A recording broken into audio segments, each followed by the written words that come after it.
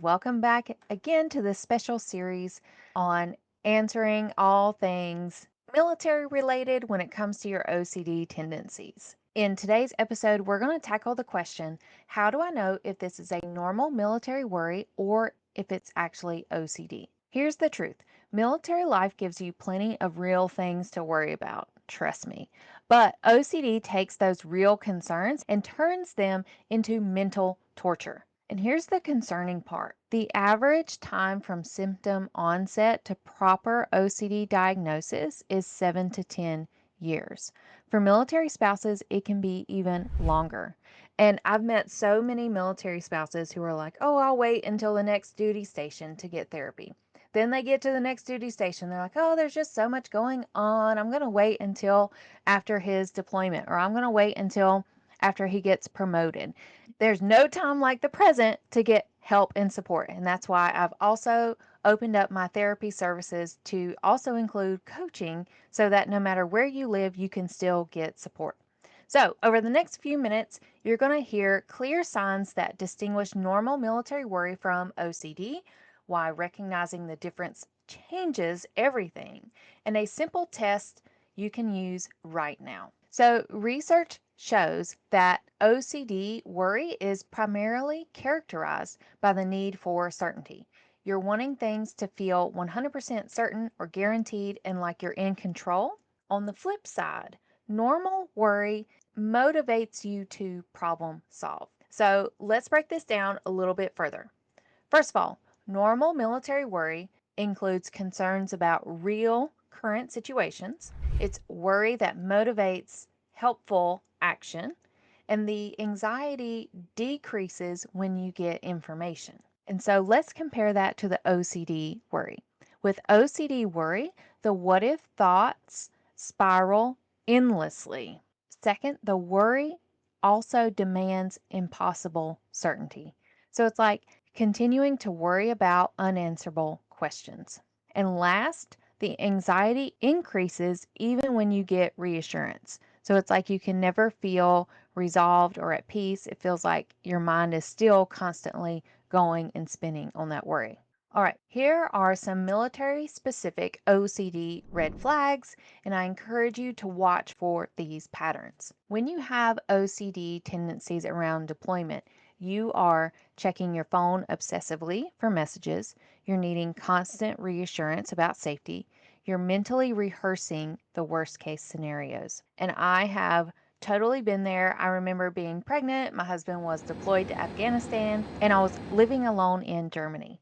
On this particular night, I knew my husband was moving from one place to the other. So he was going to be riding in a convoy or those Humvee things. And so I was very worried about the IEDs in the road or just them getting attacked. I mean, of course, right? I mean, they're moving from station to station out there in Afghanistan. So anyway, during the middle of the night, I hear a knock at the door. And don't you know, I had already mentally rehearsed in my mind that whole gut wrenching what if scenario of what if he doesn't come home. And it makes me emotional even thinking about it because it was so stressful. And it's the type of stress like no one sees behind the Facebook pictures. Because, like, yeah, we had a fantastic time in Germany, but we also experienced time apart when he was deployed to Afghanistan.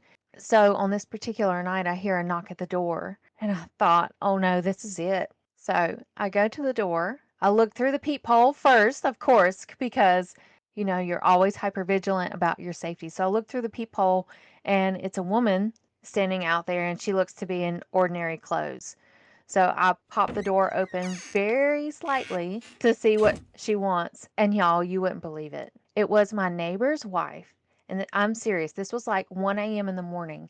And she was like, can I use your phone? And I was like, oh my gosh. Do you know what you just did to me? I was pissed, y'all. I mean, so pissed.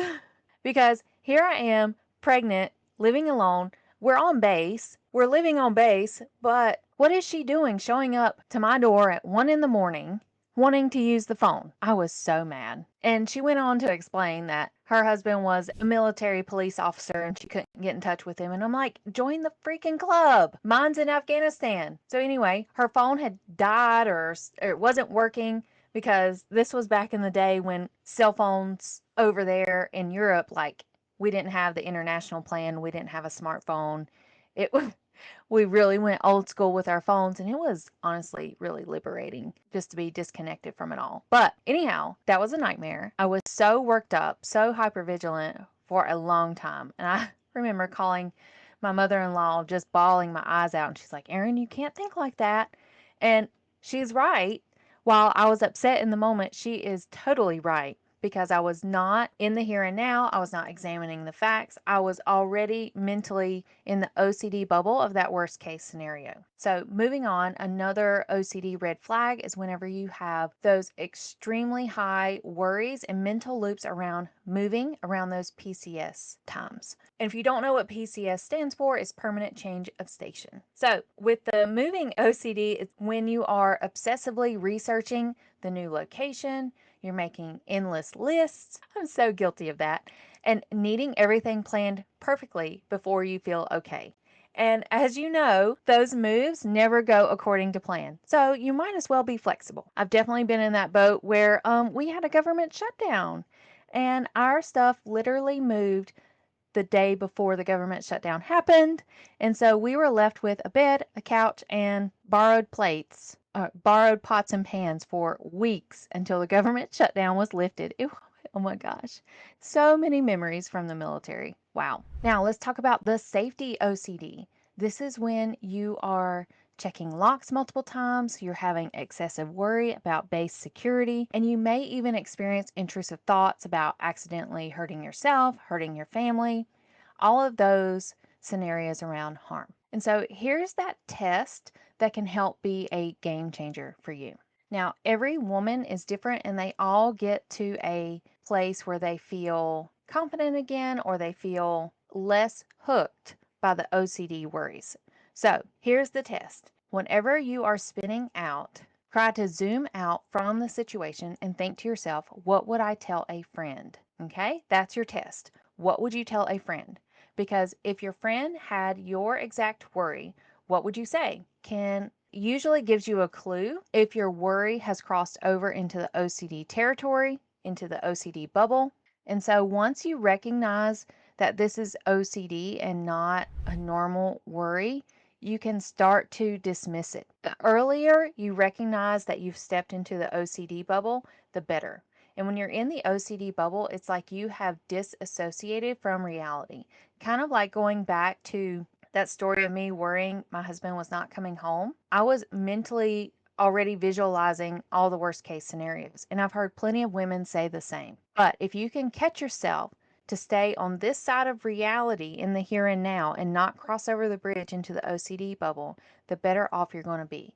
Because the earlier you recognize it, the less time you're spending stuck in the doubt, the more confident you're going to feel in your decisions, and the better relationships you're going to have with your family. So, in closing, the difference between a normal military worry and OCD isn't necessarily just the content of your thoughts, it's also about how you go about the uncertainty. In the next episode, I'm going to share with you some specific tools to help you with deployment anxiety and obsessive thoughts. Remember, you can trust yourself, you are enough, and if it feels like your worry is more than normal worry, it probably is. Can't wait to have you back here next time. Hope you have a great week and stay blessed by the best.